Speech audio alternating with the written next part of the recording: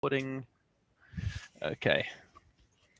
All right. So we last time we dealt with all these edge cases of where it's not kosher milk or kosher meat, whether it's from a non-kosher species or whether it's from a nevela, or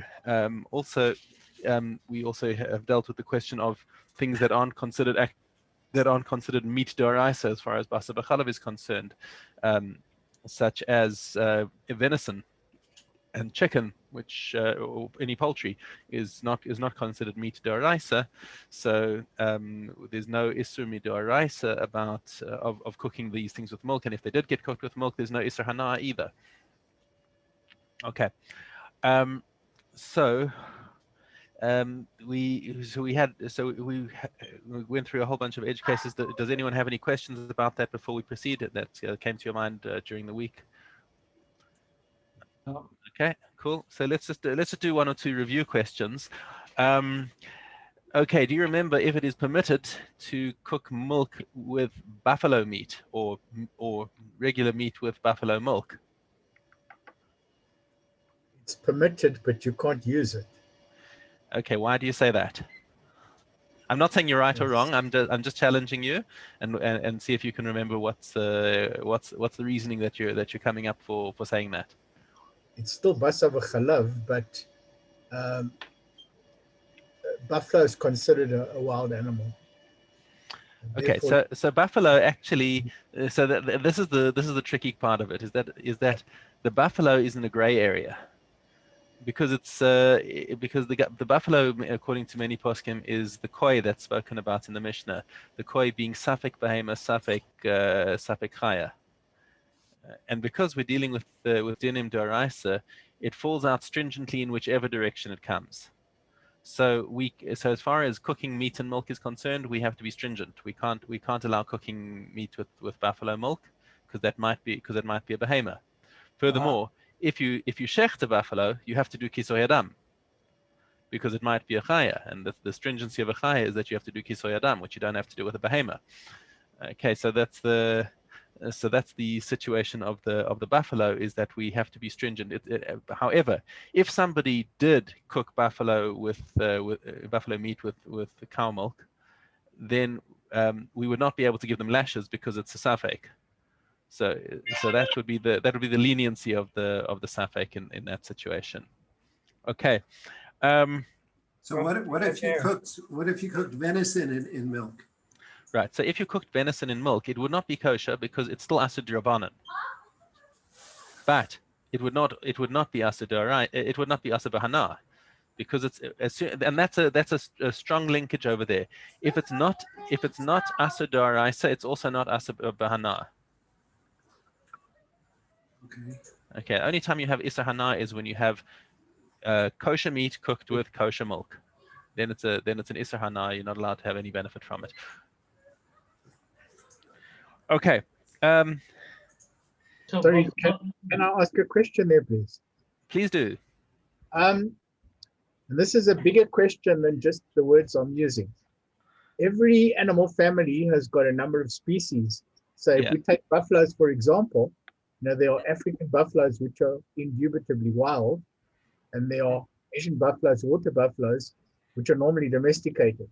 Mm-hmm. And similar when you come to antelope or deer. Most of them are wild, but there are animals raised on farms. Yeah. So the defining point is not whether a particular specimen has been domesticated or not. It's about the species, where the species in general is a domesticated species. So cows, sheep, and goats. Okay, cows, sheep, and goats. Those are your unquestioned behema. That's called a behema. And venison is unquestionably a chaya.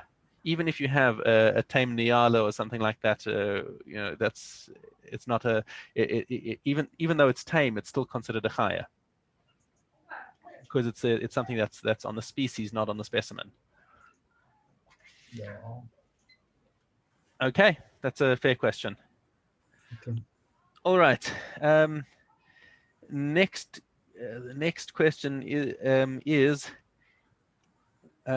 why do we eat or drink between fish and meat? not supposed to put them. They're not supposed to have them together. So we need something like a separation. Okay, and why not? It has to do with something. Yes, there's a that's right. Kabbalistic, right? There's a Kabbalistic thing. I think there's a Kabbalistic thing about having. Okay, so it's actually brought as a sakana. Right. That's what It's brought as a sakana. Now it's not clear whether that sakana is a Kabbalistic thing or whether it's a practical thing. It's difficult. Honestly, it's difficult to argue that it's a practical thing because you see non-Jews eat meat and fish together and nothing happens. Okay. If anything, like I explained last week, but just to refresh, the rationalist approach to this is that meat and fish, the actual flesh has fairly similar texture when cooked, but the bones are very different size. Mm-hmm. So if you have meat and fish together on the same plate and you're eating some fish and you think it's meat, so you're expecting this to be just pure meat so you can chew it and swallow it, and next thing you've got a fish bone lodged in your throat because you thought you were eating chicken, something like that. Okay, that's the rationalist approach, and then there's the mystical approach, which says that it's a spiritual sakana and that gives you tzaras. Okay, and those are two different reasons why you would want to separate between fish and meat and not eat them together. Okay. Is that why you have a schnapps also? Sorry, Yossi? Is that why you have the schnapps between the fish and the meat? That was exactly the question, is why you have some food in between the fish and the meat in order to remove the taste of the fish from your mouth. Now, also, would this include the filter fish, which doesn't have bones? Right. So that's one of the differences between the rationalist and the mystical approach. According to the rationalist approach, you could say, okay, so have your gefilte fish and have your meat. It doesn't matter because you're not going to have any sakana there. If you're going with the mystical approach, then it wouldn't make a difference. That would be the same reason then also that sometimes if we have a milk product and then we're going to have a meat product right afterwards, let's say you're at a kiddush. Right. So now right. Crackers in a drink or something like that. But yes. Okay, so now we have a very similar behavior between the two, except for completely different reasons. Because the reason for not wanting to mix milk and meat together is unquestionably for a ritual reason, because basa b'chalav is is an isser from the Torah. Okay, and even though even eating them when they haven't been cooked together, like if you had cold milk and cold meat together in a mouthful or whatever, you wouldn't be violating any Torah laws, but you wouldn't think of doing that because we distance ourselves very far from milk and meat. Why? Because we're trying to distance ourselves from the main isser in the Torah of cooking them together or eating them together once they've been cooked. Okay, but the fish and meat issue is not an issue of kashrus; it's an issue of sakana. Mm-hmm. Right. And we actually have a principle that sakana is much more stringent than isur. And what about the fish? People who don't have fish and a milk product together. Right. So that is going to be my next revision question. What is the halacha about milk and fish? Someone else should talk.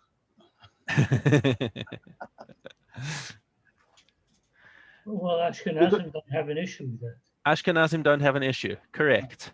Correct. All the Ashkenazi poskim say that there's no issue, and basically the Shach comes out and says that the Beit Yosef who said that this was a problem, he doesn't even believe that the Beit Yosef did he say it, or was it might have been the Torah that he was basing it on. It was a printing error. Does that have to do with also the fact that sometimes a milk product like cheese or something like that might have come from the rennet of a non-kosher? Nothing to do with that. Nothing to do with that. As a matter of fact, the rennet is when you have cheese products, and the Kaf HaChaim, who is one of the main Sephardi poskim, the Kaf HaChaim says that cheese with fish is fine. Really? He only asks milk with fish. Okay, so you have that kind of spectrum. Most Ashkenazim don't have any problem with having milk or cheese with fish. Sephardim who follow the Kaf HaChaim will say will not have milk with fish, but they may have cheese with fish or other milk products. And some people are machmir altogether and won't have any dairy with fish. The What's reason the reason for that? So according to the Ashkenazim who are looking at it from the outside, they say it was a printing error. Pashtus. That's actually what the Shach says. It was a printing error, and there's no basis for this at all. Where I'm not, and if honestly, if the Shach is saying that, then he knew all the sources. Trust me, that the Shach knew all the sources, and if he's saying that there's no basis for it, then it's going to be very difficult to find a strong makor for it anyway that the Shach didn't know about. And it may be, it seems to be that the first time it appears, as far as I recall, was in the Beis Yosef, between meat and fish, milk and fish. I'm just looking back on my notes over here. The Beis Yosef, it seems to be the first source who says it. Does he give a source? Both the Shach and the Taz say it's a mistake in the text. And the Beis Yosef doesn't give a source, a makor? No. Wow. Which is, and that is probably why the Shach and the Taz say Pashtus says it was a printing error, because it's not normal for the Beis Yosef to come with a brand new halacha and not source it. Okay. All right. Now here's some interesting questions arising from the previous shir. How is it that Avraham Avinu gave the Malachim, who he thought were simple travelers, milk and meat? Famous question. Right. And I've got on my notes over here 8 different answers. Now let's see how many of these you've heard of before. Well, the Torah wasn't in existence then. So because the Torah hadn't been given. Okay, so one answer over here is that this is before Matan Torah, and therefore there was no issur of of giving people meat and milk before Matan Torah. Okay, and that's right. And then that I think is the Shita Mekubetis. That's his opinion over there. He says that he thought that's simple B'nai Noach. And for B'nai Noach, it's fine for them to eat meat and milk together. But they didn't really eat, did they? Well, he didn't know they were malachim.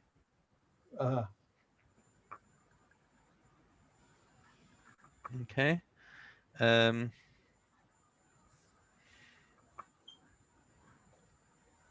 Okay. So here, so I'll just rattle off the answers for you from the list over here. Rashi says that first Avraham Avinu gave them the milk and then he gave them the meat. So I thought, right. Okay.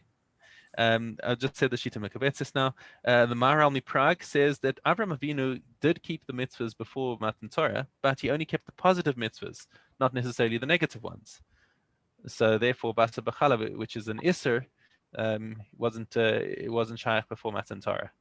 Okay, so that's a kind of an extension of what you were saying, that it was before Matan Torah. So when it says that he kept all the mitzvahs, he kept the mitzvahs aseh. Lav dafka the mitzvahs lo taseh. But Okay. don't you have to wait between milchids and fleshits? What you're saying, going back onto Rashi's explanation, having to wait. Well, I mean, you have to wait enough to clean out your mouth. That's it. I thought you had to wait like a half hour or so. No. Or cheese. No, there may be people who are machmir on that, or if you're having hard cheeses. I think Larry, you just said that. Yes. Yeah. Okay. I think Okay. I think Rabbi Haber one time said that in Eretz Yisrael there are no hard cheeses. What I've heard is that Parmesan. And no hard Israelis either. Right. So we're getting a bit ahead of ourselves over here. We're going to get to that in a later share. But seeing as you mentioned the point, Parmesan is, I think, considered a hard cheese. Right. That's what I always thought. But I asked him, Yeah. he said no, he didn't think there were any hard cheeses, unless I'm wrong. But pretty sure that's what he said. Okay. Okay. Then there's the Gra, who says that serving the milk and meat together is only an Issa D'Rabbanan, because they weren't cooked together, and before Matan Torah, Avraham Avinu didn't have to be makpid on dinim d'Rabbanan, because where did you get dinim d'Rabbanan from before Chazal? Okay, Rabbi, the Stipler Rav Yaakov Kanievsky says that even though malachim are made of fire, as this malachim are made of fire, and the basa b'chalav was cooked when they ate it, this is not derech bishul. So his first shaila is what? But it could be bishul. It could be bishul because if he gives them the meat and the milk together, and they're made of fire, then that's going to be then you're going to be mavashal together. And he says, but this is not the regular derech bishul, so that's why it's not considered basa b'chalav. Right. Fascinating way of looking at it. Okay. Very interesting. There are other commentaries that say that Avraham Avinu placed the food on the table for them to choose either milk or meat. It also says that he was standing over them under the tree and they ate. So he was a shomer, making sure that they wouldn't eat them together. And another one is that the Malbim gives the most amazing one. The Malbim says that the meat was not from a natural cow. It was made from a cow that was made with the knowledge of the Sefer Yetzirah. So basically, it was from a cow from the Sefer Yetzirah. Basically, is a Kabbalistic work which is attributed to Avraham Avinu. So he basically did. I don't want to use the word magic, but he had the power to conjure a cow, and since it wasn't a natural cow, it didn't have the din of basar. Synthetic meat. Yeah, synthetic meat, exactly. And nobody seemed to say that there was a mechitza between the milk and the meat to keep them aware of what was. That was one of the suggestions, that he was standing over them to guard them, to make sure that they wouldn't have the milk with the meat. Okay, that was just a sort of a little diversion of interest. It doesn't have any practical implication on us over here. But I just want to say, malachim aren't even Jews per se. Like they're not people. So do malachim keep mitzvot? They didn't eat at all, Gershon. But Avraham Avinu didn't know that they were malachim. Okay. He was feeding. He thought they were travelers. He thought he came and invited them in. That they were tired and said, "Come, let me feed you." And he gives them this whole slap up feast, Right. which included basa b'chalav. So the question over here is, we hear that Avraham Avinu was supposedly kept the Torah before Matan Torah, and so how was it that he brought meat and cheese? And he thought, well, if they b'nai Noach, I mean that's one of your answers is that if they're b'nai Noach, then they're allowed to eat meat and milk, as long as he doesn't cook them together. And it doesn't. The Psukim don't say anywhere that he cooked them together. Anyway, we're going to move on to a new subject over here, which is actually, it starts out in the line of basa b'chalav, but it's going to have some very practical implications in other areas of halacha as well, and that is the subject of maris ayin. Maris ayin is what people see, and making sure that what you do is not only that you do the right thing, but you are seen to be doing the right thing. Okay, so I'm going to open up the Shulchan Aruch briefly over here to again Pei Zayin, but we're now in you can see if Daled. Okay, so the Shulchan Aruch says Asu levashel b'chalav isha mipnei maris ha'ayin.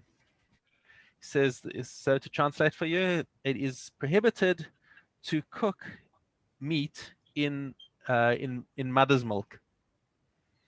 Mipnei maris ha'ayin, because of maris ayin, because people will look at it and make a mistake. Okay, but im nafal l'socha tavshil. However, if some mother's milk fell into a cholent pot, even if it's more than a shear of bittul, batel. You don't need to worry about it. Even if it's like you could. So once it's happened after the fact, mother's milk is parava. So there's no issue of basa b'chalav at all in this situation. Okay. The Ramah comes and adds on to this. V'nirei lefi zeh dechol shekein da'asu levashel lechatchila b'chalav tamea.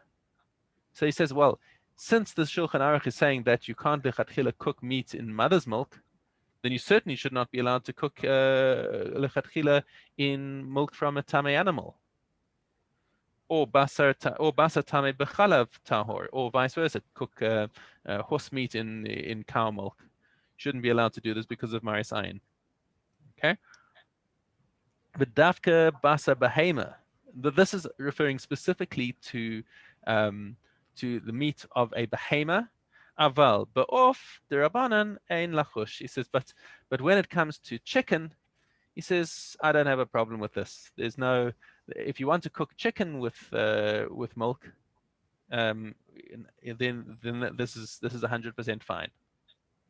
Okay, now this is going to dive us into a very large discussion, which we may not even have time to finish tonight, and in which case we'll carry on next time. But let's take a look at what this is talking about. Now there's another Ramah over here. Shal, where are you in Shulchan Aruch? So we just learned Pei Zayin Sif Daled. Okay.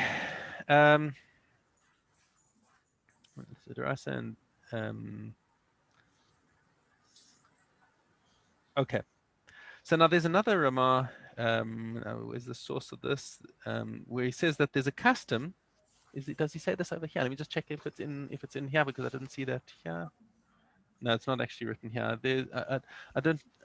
I've got it in my notes over here, but unfortunately I don't have a source for it.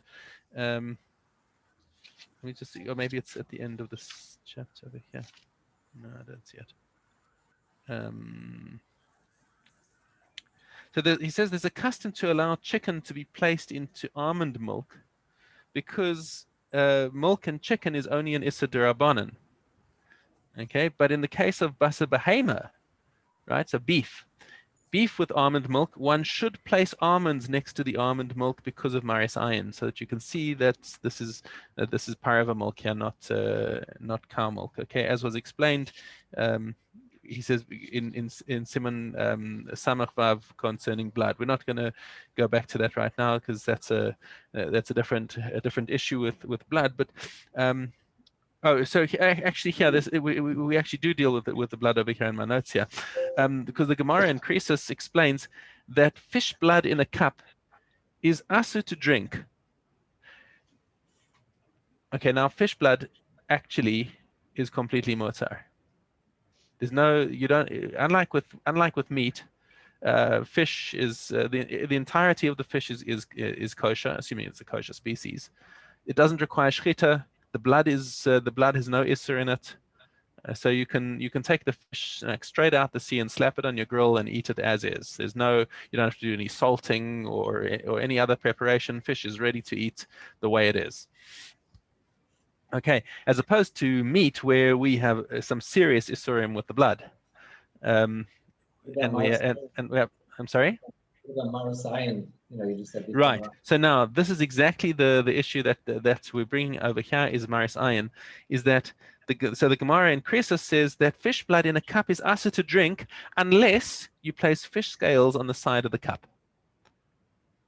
So, I mean, I don't know what delicacy it is, and frankly, the idea kind of nauseates me. But if somebody has a taste for fish blood and he wants to drink it, then he has to put fish scales around his cup, so that anyone who sees him will realize, oh, that's fish blood he's drinking. Okay. Who would drink fish blood? I said the same thing. I said the same thing, but there's no accounting for taste. Okay. I mean, I know people who eat pachar, Yeah,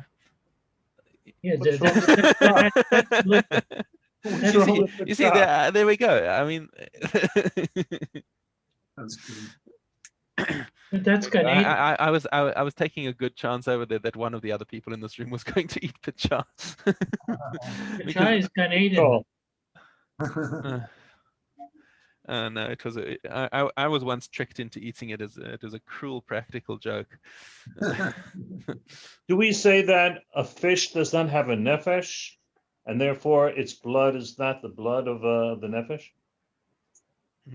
Okay, so right, you're asking an interesting question over there, because the Torah actually states that as a reason is that you're not allowed to eat blood ki adamu nefesh or nefesh. Oh, gosh, I can't remember the exact pasuk, but there was a connection drawn between the damu nefesh,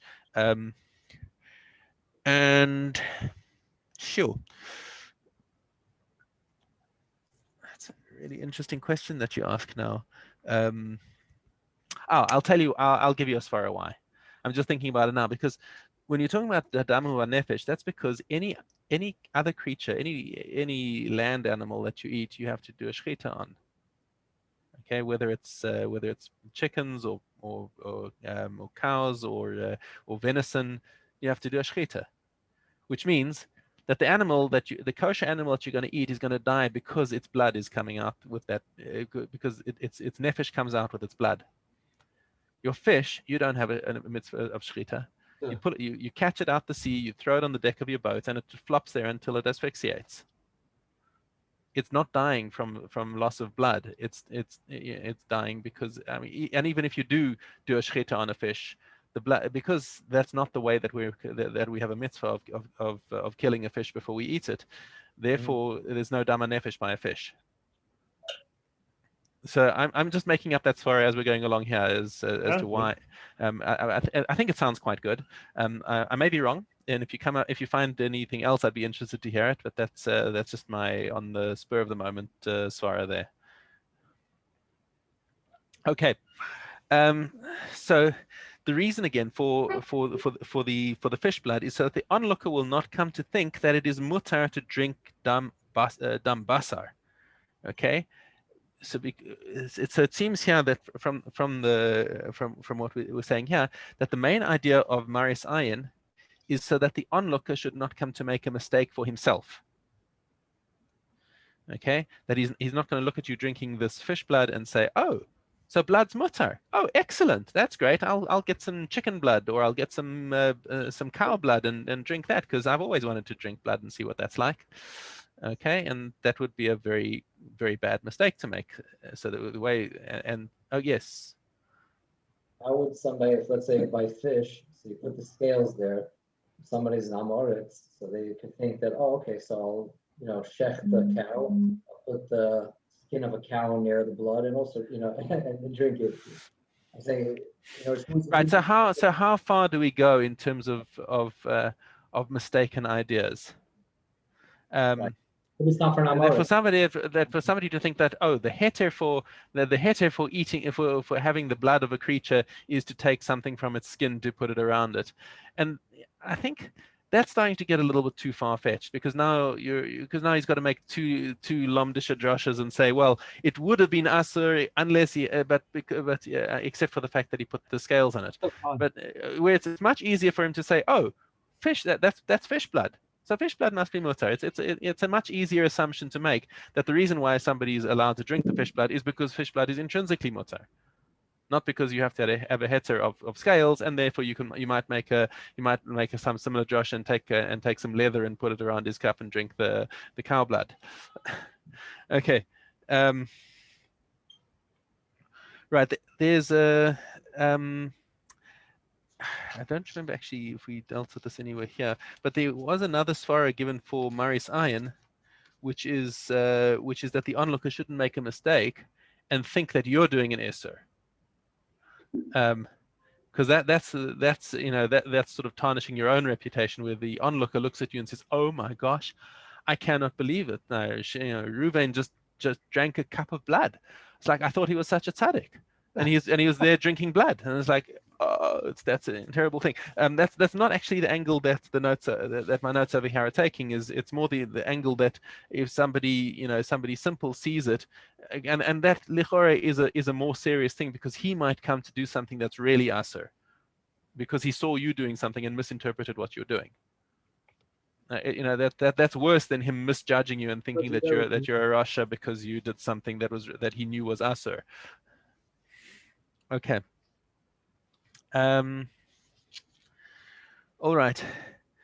So now there are a number of the Rishonim and Achronim talk about this Gemara about the fish blood. So the Torah Chata says that there are some people, including the Marshal. Marshal is one of the big poskim, who's usually, it's very difficult to outflank the Marshal on the right. He's normally quite machmir, but he is known to come up with some amazing heterim at some point. But in general, when you see the Rashal coming and weighing in on something, you're looking for something that's going to be stark. Okay, so the Marshal says that there's some that we learn from this Gemara that even when eating chicken and almond milk together, one should place almonds next to the milk, which is different from what the Rama is saying. That he was only saying that so that you need to put almonds in the milk if you're actually dealing with meat, deraisa meat, as opposed to chicken meat. The Marshal is machmir on that and says that that even if you're having chicken with almond milk, you should put almonds around so people can see that this isn't real milk. Do you need a hekesh when you're serving like cheesecake after a fleshik meal? Right. So now look, it's so popular. Yeah. Okay. And that does change the halacha. Honestly, is that it's a very common thing nowadays. Now, back in the, when is it, the 16th century or whatever it was, when when the Shulchan Aruch was being written, it wasn't a very common thing. Almond milk, I imagine, was a lot more difficult to extract than cow milk. So it was a much rarer kind of a delicacy. So it can be a big surprise to somebody if they see you having milk with your chicken. Whereas nowadays, parva coffee creamers are just ubiquitous. So you have your Friday night meal, and you've had your fleischiks, and then out comes the coffee and a little jug of a white liquid.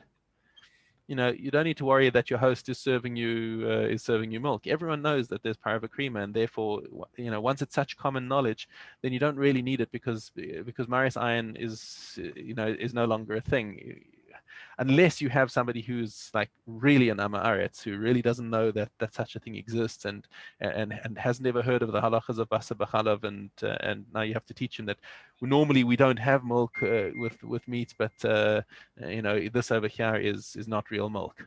Would this apply only if you had guests over, or even just for a family meal? It's a very good question, and that actually is one of the points that I was going to bring out a little later, is that a lot of it, sometimes it can depend on whether or not you're doing it in private or in public. So and in private includes with your family, because your family knows you and knows and they're learning from you all the time, so they know the way the halachas work. Now, for your children, who are still learning, it's kedai to give them chinuch in these things, but really, when we're talking about in public, or for public consumption, is, for example, if you have guests or if you have a large number of people around who are from outside the household, that would be a public thing. But we'll get to that. We've still got a few minutes, so hopefully we can get there. And almond milk is that. I'm sorry. No, please. I assume this also doesn't apply to coconut milk or soy milk, because those were not milks that were mentioned.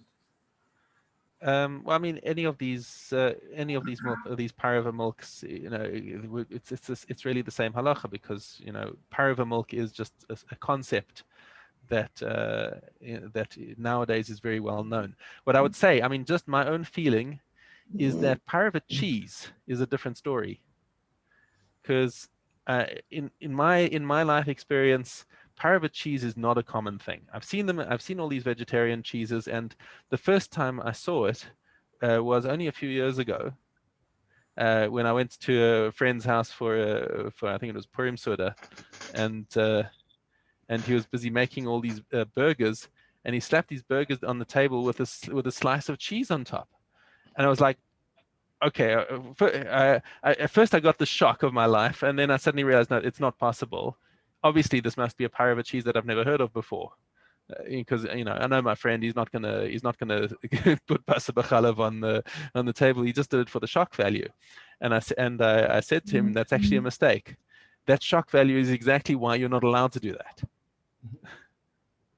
because somebody can look at that and make a mistake. But Because parv cheese looks like regular cheese. Almond milk, coconut milk do not look like milk.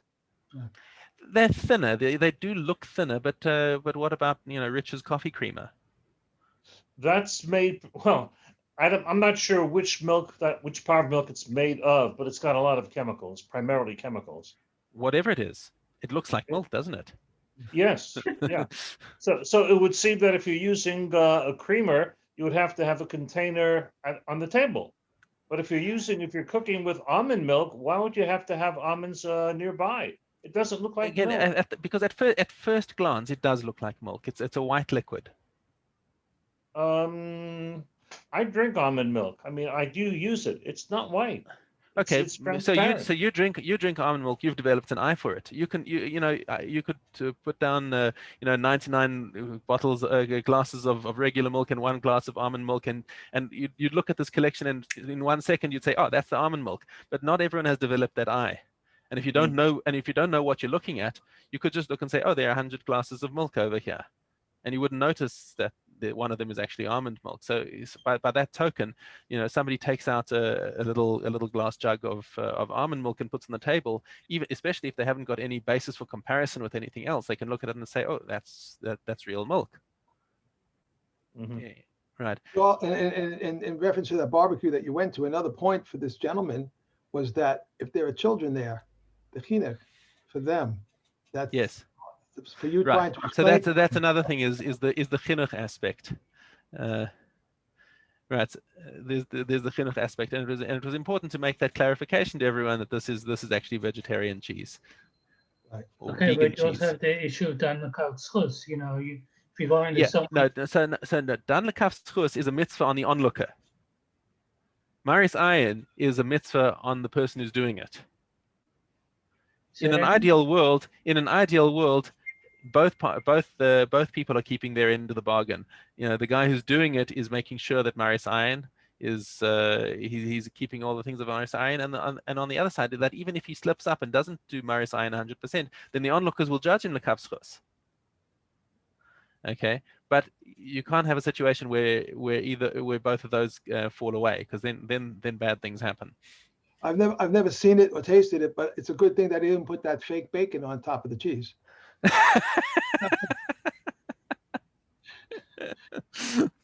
Okay,